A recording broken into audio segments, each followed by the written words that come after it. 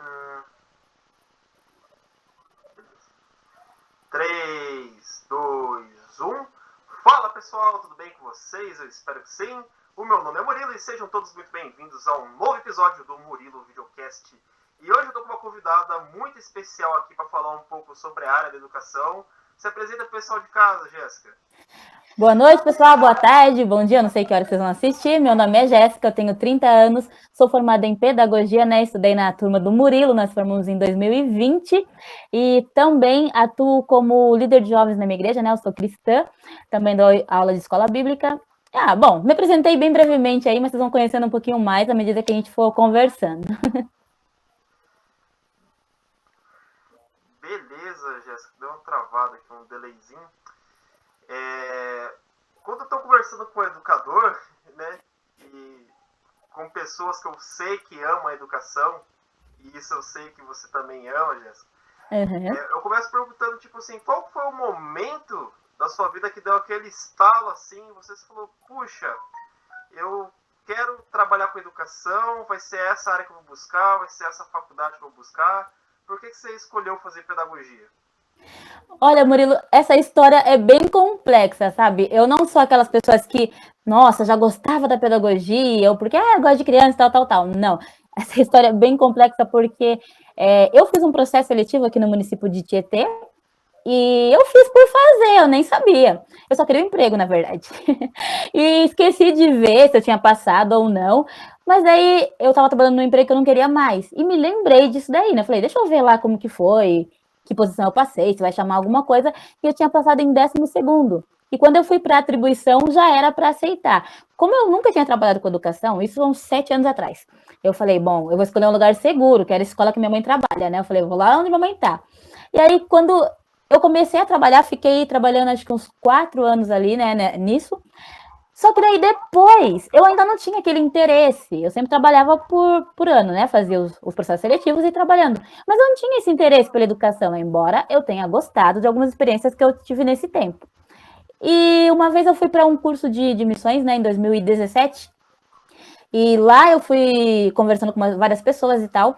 E o meu coração, ele sempre teve um amor pelo Amazonas, né? Eu via ali aquelas crianças, eu falava, poxa, eu queria ajudá-las, eu queria ajudar elas a terem uma vida melhor, a aprenderem e tal. E quando eu fui para esse curso de missões aí, eu falava com uma missionária e ela me falou assim: para você ir para um campo missionário, é interessante que você vá com uma vocação, com uma profissão.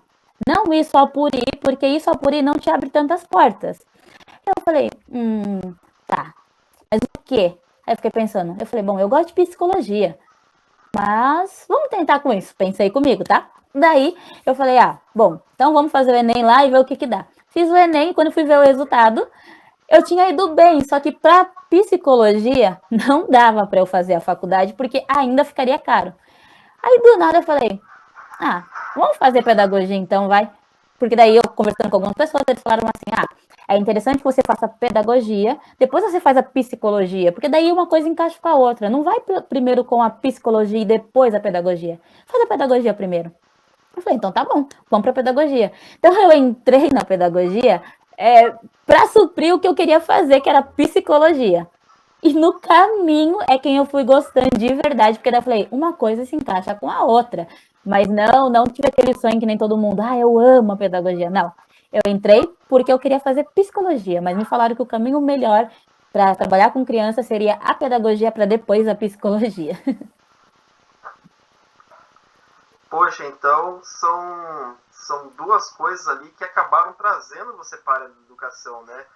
Uma Sim. foi esse chamado vocacional que você estava junto da igreja, e outra que você estava procurando ali uma profissão que pudesse atender as pessoas, né? Nesse primeiro momento ali não deu certo na psicologia e você acabou adentrando para a pedagogia. Uhum. E, e daí quando você estava na faculdade, assim, quais foram as coisas que você mais gostou, que fizeram você perceber, poxa, pedagogia é legal, é muito bacana ser professor, é algo que eu estou gostando de estar fazendo, de estar cursando? Olha, Mu, primeiro foram alguns professores que eu via o amor que eles tinham em ensinar, em ter aquela tolerância com a gente, porque a gente vinha um pouco cansado do serviço dos afazeres do dia a dia, aquela paciência, mas também aquele amor, principalmente quando você via, você vai concordar comigo, que aquele professor dava uma aula de uma matéria que ele dominava e gostava. Aí você via que ele destrinchava ali o conteúdo de uma maneira que, nossa, ele estava amando. E com a faculdade, eu acabei estagiando, né, numa escola. Então, com a experiência da faculdade, ao mesmo tempo de eu trabalhava como estagiária, eu fui unindo as duas coisas. Porque eu comecei a olhar para aquelas crianças e via, é além. É além apenas do que tá aqui ajudando um professor. É você estar ali com aquela criança e aquela criança pegar uma confiança em você e depois você vê que do zero, porque eu peguei a fase de alfabetização, né, no meu estágio, e ver que do zero ela começa a aprender e depois você vê, nossa, ela sabe tudo, ela aprendeu a ler, ela aprendeu a escrever, começou a gerar isso em mim, um amor por isso. E a faculdade, né, ela abriu esse caminho para mim, porque eu não poderia estagiar sem estar fazendo a faculdade. E foram coisas que me chamaram muito, mas muito atenção, ouvindo as meninas contarem, né, as experiências que elas tinham, trabalhando e tal. Eu já tinha, antes da faculdade, trabalhado com a educação especial, mas em escola mesmo, né? Com os berçários e maternais. Eu não tinha ainda ido para o ensino fundamental. Então, com a faculdade, eu consegui ir para o ensino fundamental e ver um olhar mais profundo daquilo que realmente eu queria.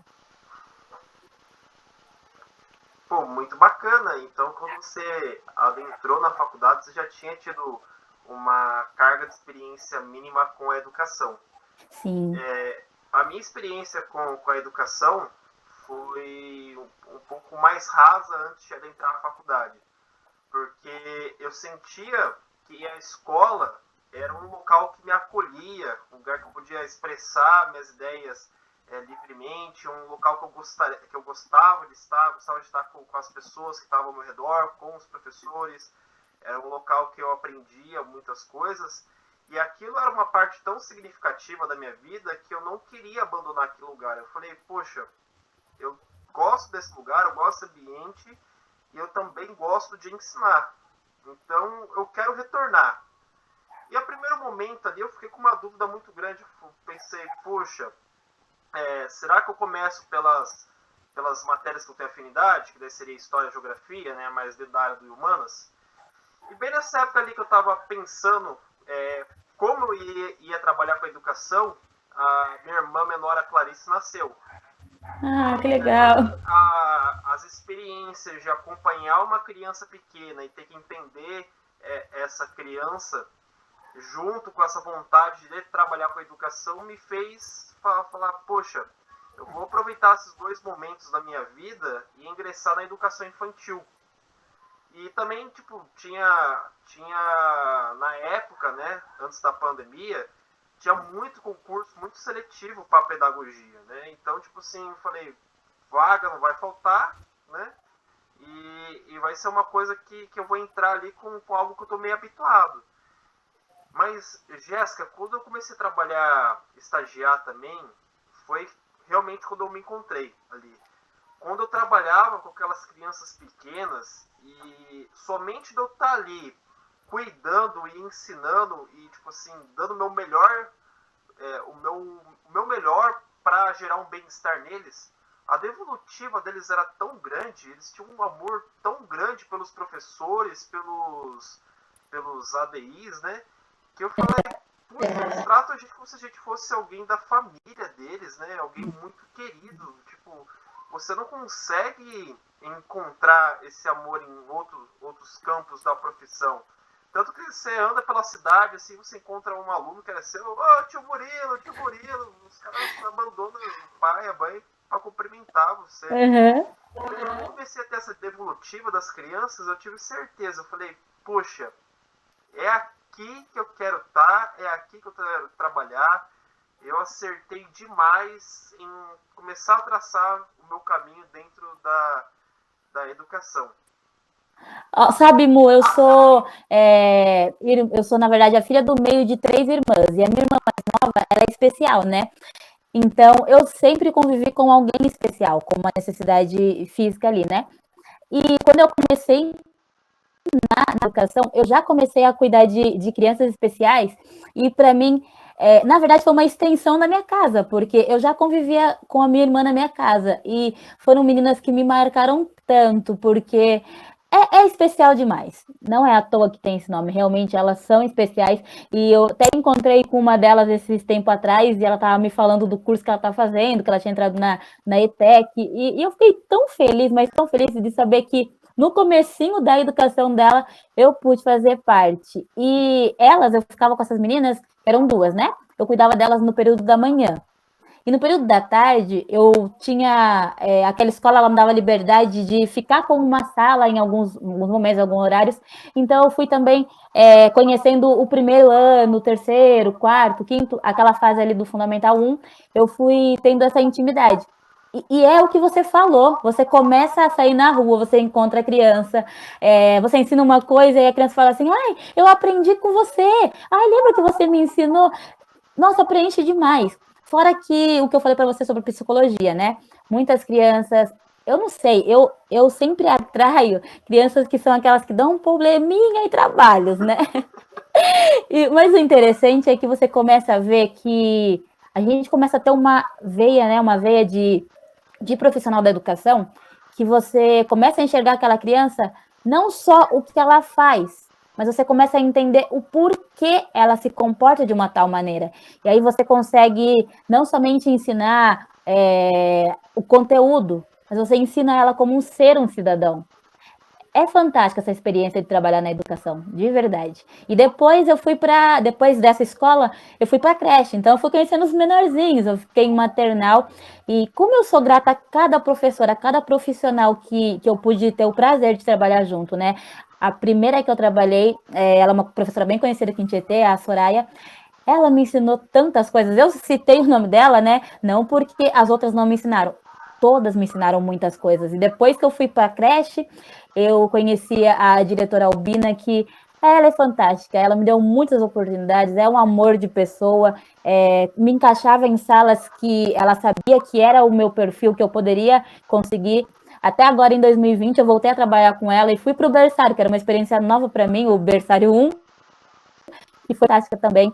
No meu tempo de estágio, né, a professora, a última que eu trabalhei foi a Gi, eu vou até falar para ela assistir isso aqui, porque ela me ensinou demais, Mo. Era a época da faculdade, então ela realmente me ensinou como ensinar dentro de uma sala de aula, como passar a lição. Ela tem esse lado humano tão aflorado nela que eu fui conseguindo entender cada aluno, como era cada aluno, quais as suas vivências, que eles não são iguais, né? Eles são indivíduos, não são um grupo em si. Sim. Então, foram experiências fantásticas que eu levo para minha vida, que fazem muita diferença.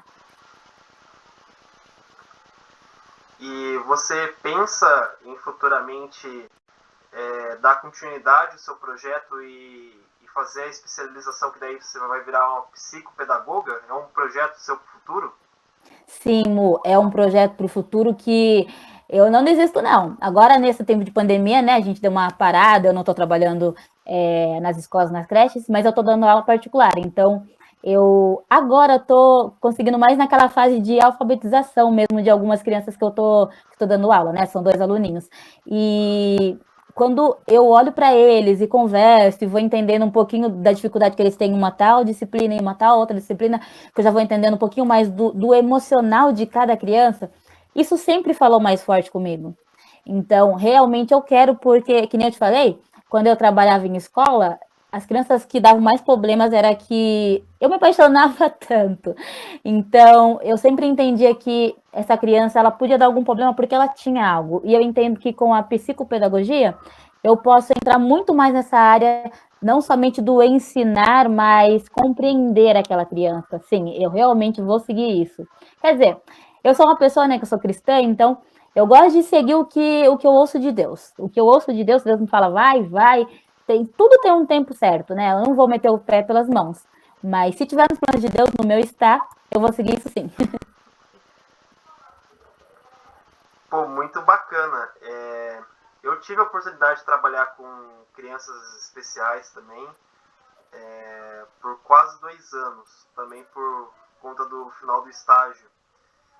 E quando eu estava com elas, eu comecei a perceber, Jéssica, o quanto a gente acaba dando valor a pequenos problemas da vida, que comparado ao que essas crianças enfrentam, não são nada, né? A gente começa a valorizar muito mais as coisas pequenas, a vida, o bem-estar, a família.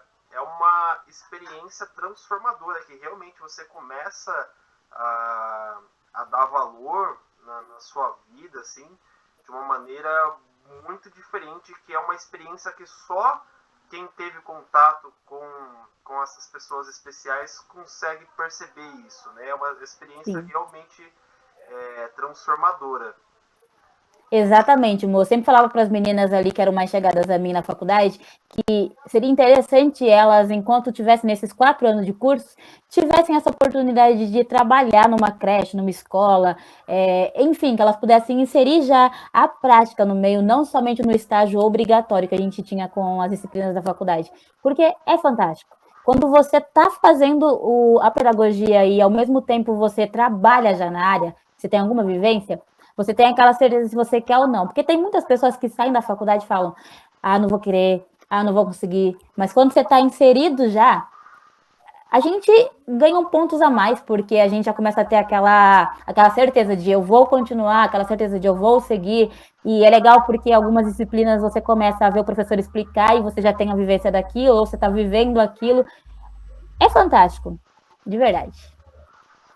E conta pra gente um pouco, Jéssica, como que tá sendo essa experiência aí de unir a parte missionária da igreja com as habilidades que você aprendeu da educação? Como que tá sendo esses trabalhos que você está fazendo agora? Ó, amor, da parte da igreja eu sempre dou aula de escola bíblica, né? Eu dou aula para os jovens da minha igreja. E eu confesso que por eu pregar na igreja, quando eu dava aula, eu confundia um pouco com a pregação, porque praticamente parecia que eu estava pregando ao invés de dar aula.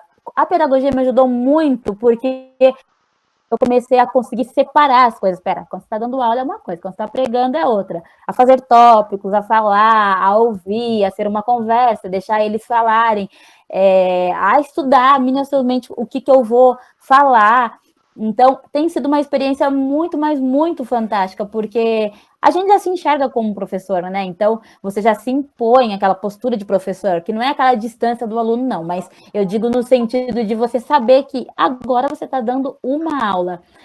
E é fantástico, sabe? Porque quando a gente faz a pedagogia, né, e se você se entrega por completo mesmo, você aprende muitas coisas, né, e no sentido de se portar, de saber falar, de entender que você está ensinando, então tem que ser, que nem, acho que foi eu não lembro que disciplina que foi, mas a gente entendia que não podia ter problemas no, acho que foi a Kátia até que deu, quando a gente vai passar uma informação, quais são os problemas que tem antes de chegar para a pessoa a informação que está passando. Então, eu aprendi que eu preciso ser clara para ensinar, eu preciso entender do que eu estou falando. A pedagogia me ensinou muito sobre isso.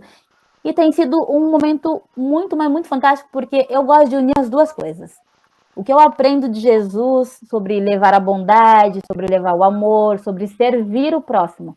Então, eu entendo que eu sirvo o próximo com a pedagogia. E aí vai muito mais além do que ensinar. Vai além de ensinar. Eu vou com aquela vontade da aula, com aquela vontade de amar, aquela vontade de entender, porque vai além da criança, muitas vezes são os pais também. Vai além de você pensar que, nossa, eu vou, que nem eu tô dando aula particular. Me falaram para cobrar um valor lá, que eu falei, não vou cobrar isso, não. Eu não fiz a pedagogia para enriquecer. Eu consigo unir as duas coisas, Mu. Eu consigo entender que Deus vai me colocar em lugares com crianças para aprender, com crianças que precisam. E se eu querer apenas pensar na minha parte financeira, é claro, eu não estou me desvalorizando, mas se eu pensar somente na minha área financeira, na minha parte financeira, eu não vou estar fazendo aquilo que eu propus a fazer, aquilo que eu falei com Deus. Então, quando eu vou dar uma aula, eu penso assim, poxa, eu posso levar muito mais que isso. E se eu cobrar um valor absurdo e aquela mãe não ter para pagar, essa criança vai ficar sem aprender? Porque eu simplesmente quero cobrar um valor absurdo? Não. Então eu uni o que era a minha necessidade, mas aprendi a unir com aquilo que é o meu chamado. Você vai levar o ensinamento, mas você leva o amor. E não é religião, não é a religião em si. É você levar o amor que eu aprendi de Deus, eu distribuo a outros. Por quê? Porque eu quero marcar os lugares que eu passar. Eu quero que aquela criança um dia ela possa olhar e falar, olha, foi ela que me ensinou, mas ela me ensinou mais coisas. Eu quero que aquela criança ela aprenda a lição, mas ela seja um ser humano que vai ser uma mãe, vai ser um pai de família, daquelas que a gente olha e fala, fantástico, esse daí é um exemplo. Eu misturo essas duas coisas porque eu acho que faz muita diferença. Eu compartilho um pouco da sua visão. Eu também sigo o cristianismo, eu sou católico. E eu acho que os valores do cristianismo são valores muito benéficos que ajudam a sociedade. Por exemplo, você pega ali entre os 10 mandamentos ali, que são as principais orientações que Jesus deixou para ajudar a humanidade a caminhar de uma maneira próspera. Você tem ali amar o próximo, praticar benevolência, você tem não cobiçar as coisas do próximo, não roubar, não matar, não enganar, não mentir. Então, se você pega ali os ensinamentos, né, os 10 principais ensinamentos cristãos ali, são todas coisas que ajudam a sociedade a caminhar de uma maneira mais organizada, mais benevolente, né, a ter menos atritos, ter menos discórdia, ter menos confusão. Inclusive, eu acredito que por muito tempo, né, enquanto a igreja ali teve um certo destaque na sociedade, eram tempos difíceis, tempos de muita discordância, tempos que muita coisa poderia dar errado entre as nações. E eu acho que esses valores do cristianismo ali ajudaram a nortear as sociedades para um lugar melhor, né? Para uma visão melhor, uma visão mais humana, uma visão mais igualitária. E eu acho muito legal, inclusive, ter esses princípios ajuda muito você a você ter essa vocação de querer ajudar o próximo. Eu, quando decidi ser professor, eu queria que minha existência tivesse um propósito de ajudar outras pessoas, o propósito de fazer a sociedade melhorar de alguma forma. Porque, querendo ou não, Jéssica, a gente que é professora, a gente é parte muito importante da vida das pessoas. A marca que a gente vai deixar numa criança vai fazer parte da formação dela pro resto da vida. Depois Sim. que participou ali, deu aulas para ela, a gente está construindo parte da formação. Ou seja, a gente está contribuindo, corroborando para a formação permanente de um indivíduo, de uma pessoa, de uma vida. Isso é extremamente importante, uma responsabilidade muito grande. E eu acho que é por isso que a gente tentar ter esses princípios de benevolência a gente ajuda bastante também dentro da nossa profissão. E sabe, Mu, porque a gente vê hoje em dia, infelizmente, é triste falar isso, mas na maioria dos lares brasileiros você vê que a criança é criada sem pai, ou às vezes sem o pai e a mãe, ou às vezes num lar muito disfuncional, e você vê que quando ela está na escola, ela tem alguns problemas de aprendizagem pelo que ela vê e convive na casa dela, na família dela. Infelizmente, a gente convive com crianças no nosso dia a dia que elas sofrem algum tipo de abuso, e o profissional é muito importante que esse profissional se aproxime dessa criança, não como uma figura distante, mas uma figura que ela tenha a confiança. É claro, terá o respeito, mas que ele possa se sentir acolhido por esse profissional, porque é nesses momentos em que você vai poder ser o ajudador dessa criança, o auxiliador dessa criança.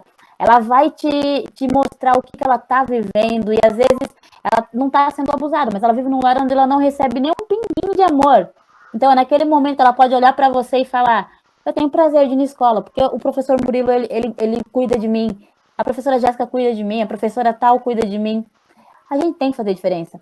Eu olho muitas crianças e eu falo, poxa vida, é aqui na escola que ela vai comer, é aqui na escola que ela vai se sentir amada, se sentir acolhida. Tem criança que você vê, tinha um caso de um menino que eu fiquei com muita dó dele, porque a gente tava pra sair, assim, da escola, e passou o carro da polícia, ele se escondeu, e eu perguntei, né, fulano, por que você fez isso dele? Não, ele já podia ir embora sozinho, ele não era uma criança pequenininha, não. Ele, não, tem que esperar a polícia passar. Ele já tinha um trauma disso, então dói na gente como educador, e eu não consigo ver quando um educador ele vai apenas educar para ganhar dinheiro, apenas educar para tô ali, dei minha aula e vou embora. A gente tem que ter esse olhar a mais, porque a gente vai fazer diferença na vida dessas crianças. Eu sei de adultos hoje em dia que tinha uma família totalmente disfuncional, mas um educador marcou a vida deles. E hoje eles são grandes, mas grandes adultos, grandes na sua profissão, grandes no seu caráter, porque alguém marcou a vida dessa pessoa. Eu concordo exatamente com isso. E a gente tem que colocar entre parênteses que quando a pessoa decide ser professor, se ela está buscando enriquecer financeiramente, mudar o patamar da vida dela, ela está muito errada. Mas, também, em contraponto, não é uma profissão que paga mal, é uma profissão que paga decentemente, mas poderia ser melhor. Muito melhor. Isso que a gente pode colocar. Não é o que a gente merece, mas também não é um salário ruim. E é geralmente quando você se associa ao Estado ou ao município, é algo que vai trazer estabilidade para você, uma segurança na sua vida. Sim. Então, quando você vê uma pessoa que está dando aula somente pelo dinheiro, alguma coisa saiu dos trilhos ali no caminho dela, né? Alguma coisa não está batendo. Porque ser professor é uma profissão realmente humanista. É uma profissão que você está se dedicando totalmente ao próximo, à formação de outra vida, de outra pessoa, uma formação permanente. Você tem que ter essa consciência, você tem que ter esse olhar. E eu acho que aí que é muito importante, igual você falou. Às vezes o aluno é inquieto, é ansioso, é bagunceiro ou dorme demais. Quando você percebe ali que tem alguma coisa que está acontecendo diferente, né, que o comportamento dele é meio diferente, vale a pena você se atentar a esse aluno ali, porque muitas vezes ele está com algum problema, está sofrendo alguma coisa, e você como professor, muitas vezes você vai ter que ajudar. É claro, vão ter limites do que a gente vai poder fazer para ajudar, mas muitas vezes, né, a gente conseguindo identificar esses problemas vai modificar significativamente a vida daquela criança. E é igual você falou, Jéssica, a escola é um lugar tão bom, porque muitas crianças vivem na miséria. E, infelizmente, no Brasil a gente tem um problema social muito grande. Tem muitas pessoas que têm muito poucas pessoas que têm muito e muitas pessoas que têm pouco. Então tem crianças que vão estar recebendo a única refeição do dia na escola, que vai sair aquele meio período da escola, vai ter que trabalhar para ajudar a família. Não tem uma segurança no lugar que ele mora, por exemplo, assim, as crianças que moram na periferia, saiu ali da escola, a criança não tem uma segurança para brincar na rua, não tem uma segurança para transitar na comunidade que ela mora, tal. E às vezes na escola é o único lugar seguro que ela vai encontrar, né? Um lugar que ela vai poder ficar ali e poder, tipo assim, desligar um pouco aquela tensão que ela fica o tempo todo pela comunidade ser perigosa, de repente, ou o lugar que ela vive ali, que ela frequenta não ser tão bacana. Às vezes ela vai comer ali na escola, a única refeição do dia. Então a escola é um lugar diferenciado que vai proporcionar tipo, uma qualidade de vida que muitas vezes a criança não teria sem ela, né? E isso é muito importante. Quando vem essas propostas do governo ali, que teve um tempo atrás, não sei se você lembra, principalmente no estado, de fazer parte da educação sem AD, isso ia ser muito prejudicial. Muito prejudicial porque a escola é um local de acolhimento e de experiências sociais. Não tem como ser feito de outra forma. É claro, as metodologias de ensino podem mudar, né? Hoje em dia a gente ainda tem metodologias de ensino por boa parte dos professores da rede sendo um tanto conservadoras, são tanto tecnicistas e tal, e tudo isso daí poderia ser revisado, né? Poderia ter novas propostas de ensino ali para tentar conseguir resultados um pouco melhores, porque a sociedade está mudando. A maneira que as pessoas lidam com o trabalho, com a sociedade, está mudando. Então, tipo assim, seria legal revisar a maneira que a escola se posiciona perante essa sociedade que muda muito rápido. Olha, amor, a gente teve uma experiência na faculdade que a gente viu 3 modelos de ensinamentos, porque os 3 primeiros anos foram presenciais. Começou a pandemia e o primeiro bimestre que a gente teve, semestre, né, da pandemia, a gente fez um EAD bem complicado porque ninguém estava preparado. Foi uma coisa que veio do nada. Então, os professores eles tiveram que se modificar e eles se esforçaram bastante. Deu para ver o quanto eles estavam ali tentando passar o conteúdo, mas não tinha aquela aula deles passando o conteúdo para a gente, né?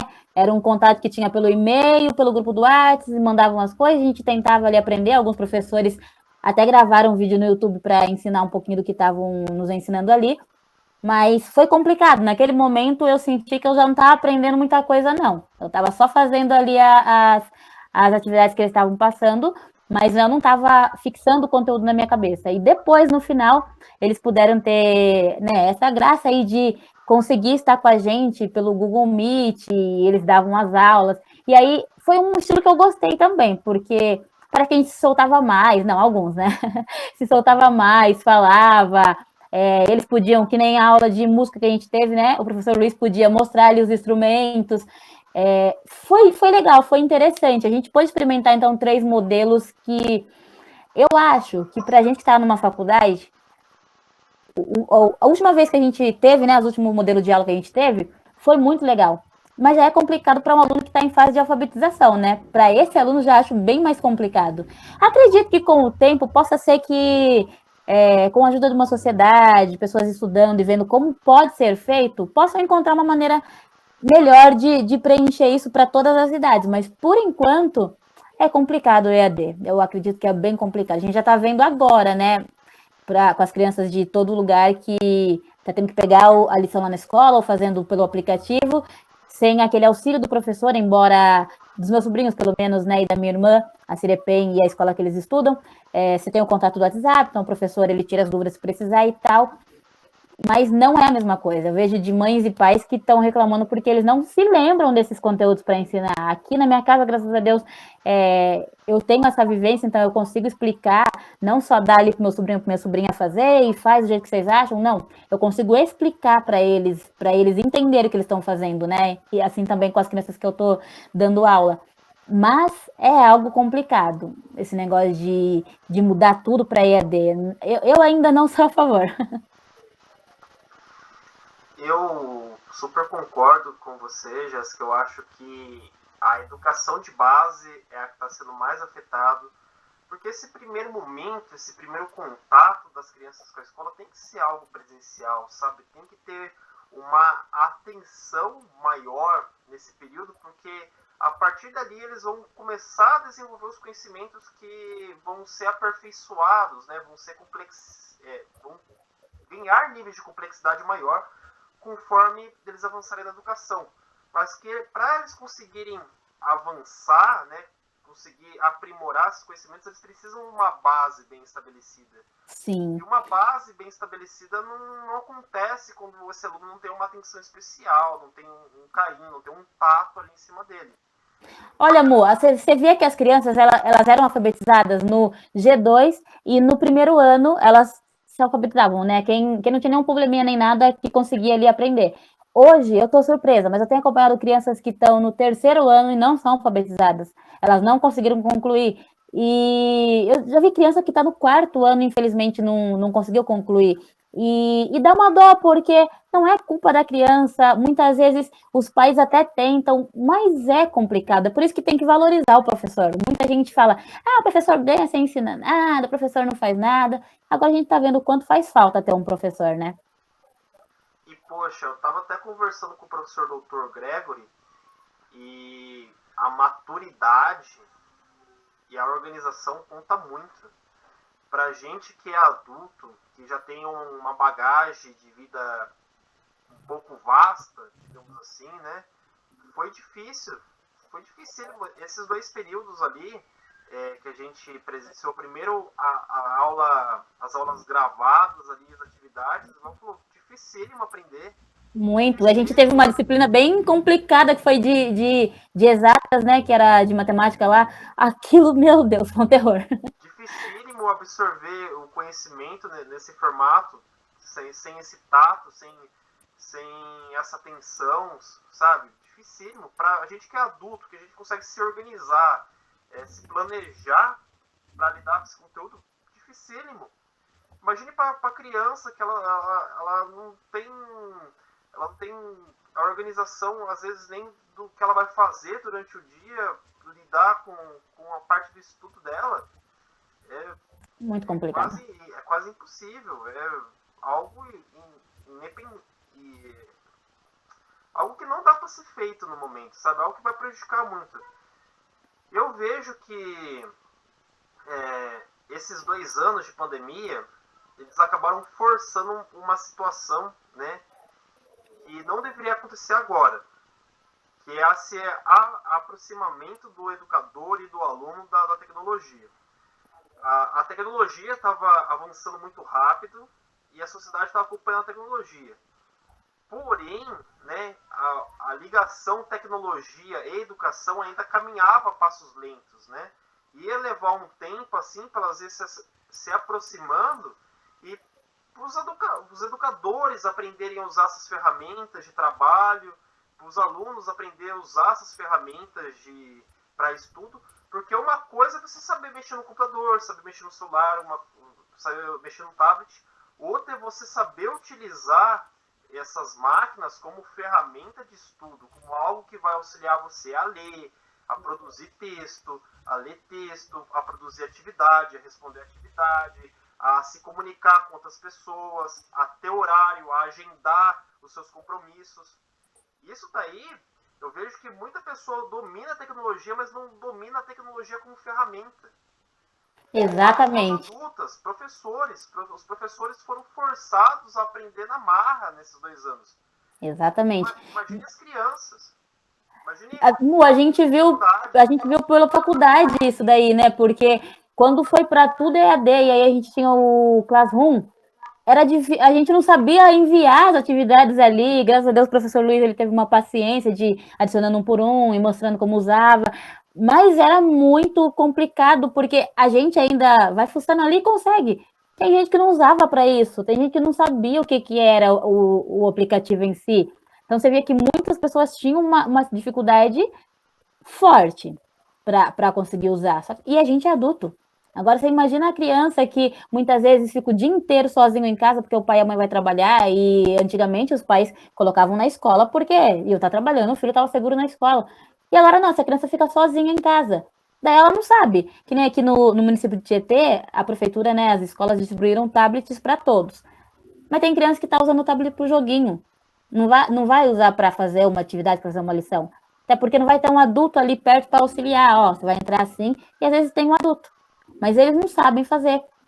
E vamos para outro lado. Às vezes tem professor que não sabe usar. Porque não tem só professores formados agora, que são novinhos, não. Tem os professores das antigas, né? Do ensino mais antigo. Que eu gosto demais do ensino da maneira antiga que era ensinada. E para eles é muito difícil. Tem professores que são relutantes, eles não querem nada tecnológico, é tudo no papel. Mas agora eles tiveram que se modificar. E infelizmente muitos não conseguem, acabam pagando para outra pessoa fazer, outros fazer, e eles acabam ficando meio distante disso daí, né? Da alfabetização, assim, de ver o aluno aprendendo, de ter o contato com o aluno. Fica uma coisa muito distante.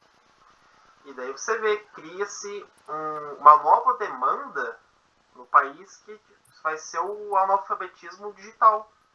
Pessoas que talvez até conheçam a tecnologia, mas não sabem utilizar essa tecnologia como ferramenta.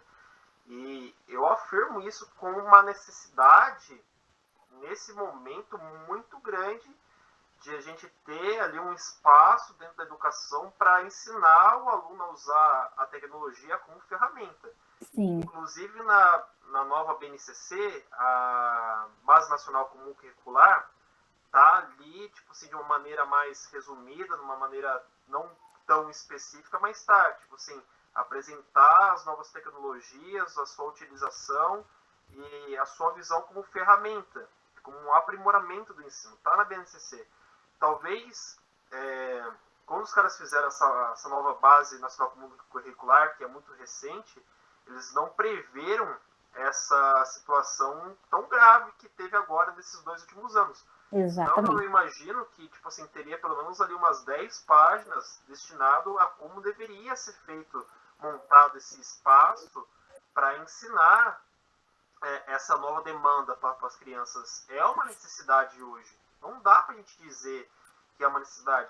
Até porque, Jéssica, eu não sei qual que é a sua visão, mas eu tenho em mente que quando acabar a pandemia, apesar da aula voltar a ser presencial, a gente não vai conseguir mais fazer o desligamento das tecnologias. Não vai. Não vai mesmo, porque é, nossa, amor, tem criança que ela tá fazendo às vezes o online e ela faz aquela letrinha lá do teclado do computador e ela não sabe fazer a letra que ela teria que fazer no caderno. Então, quando chegar na sala de aula, a professora vai colocar alguma coisa na lousa, ela vai se lembrar da letra que o computador mostrava, da maneira que o computador escreve. Não vai se desligar. Por exemplo, que eu falei para você, que aqui em Tietê as crianças ganharam um tablet, né? Ele vai fazer parte também do material escolar quando voltar às aulas. E eu acho que vai ser um choque para muitos professores, porque Fundamental 2 você vê que eles já usam tecnologia mesmo, né? Celular, essas coisas e tal. Mas Fundamental 1, eu acredito que isso vai ser complicado até alinhar as duas coisas. Porque a criança ela não enxerga muito a tecnologia como algo para aprender, e sim algo para se divertir. E quando vai entrar na escola, o professor vai ter um trabalho, mas muito profundo para ensinar a criança que a tecnologia ali naquele lugar não vai ser para se divertir, para jogar o joguinho, vai ser para aprender. Então, vai ser um trabalho, mas um trabalhaço mesmo, eu acredito. Certo, a gente está chegando quase a 1 hora de live. Uau! Acho que seria legal a gente dar uma parada por aqui. Eu queria agradecer do fundo do meu coração a presença da Jéssica nesse episódio aqui. A gente acabou conversando sobre bastante coisa da educação e também um pouco sobre a vocação religiosa dela, que eu até queria entrar um pouquinho mais fundo, pena que não deu tempo de fazer isso hoje. Mas eu estou deixando o convite aberto, Jéssica, para você retornar futuramente aqui no canal, para a gente poder estender um pouco mais essa conversa aí, que foi tão bacana, eu acho que foi tão informativa para as pessoas que estão em casa. Você quer deixar algum último recado para o pessoal de casa? Bom, primeiro eu quero te agradecer, Mu, pelo convite, né? Eu desconfiava que a gente ia falar bastante, porque, como eu te falei no início, na faculdade nós éramos os que mais falávamos, então já era normal de se esperar esse tempo todo. Mas te agradecer novamente, né, pelo convite de estar aqui falando, dessa liberdade de poder falar de forma natural o que a gente está vivendo, o que eu já vivi. Eu quero só salientar, né, e deixar aqui para você que é educador e você, talvez que não é educador, mas convive com uma criança nessa fase aí de pandemia, de ensinar. Tenha paciência com essa criança. Professor, profissional, tenha paciência com a atividade que você está mandando para essa criança, para entender a necessidade dela. Pai, mãe, responsável, tenha o amor para essa criança de entender e a paciência que ela precisa do tempinho dela para aprender e busque a ajuda de quem possa ajudar. Vamos ajudar essas crianças porque elas precisam e esse tempo vai marcar algo para o futuro delas. Certo, então, muito obrigado pela audiência de vocês, pela paciência, espero que tenham gostado desse episódio e até o próximo. Tchau, tchau!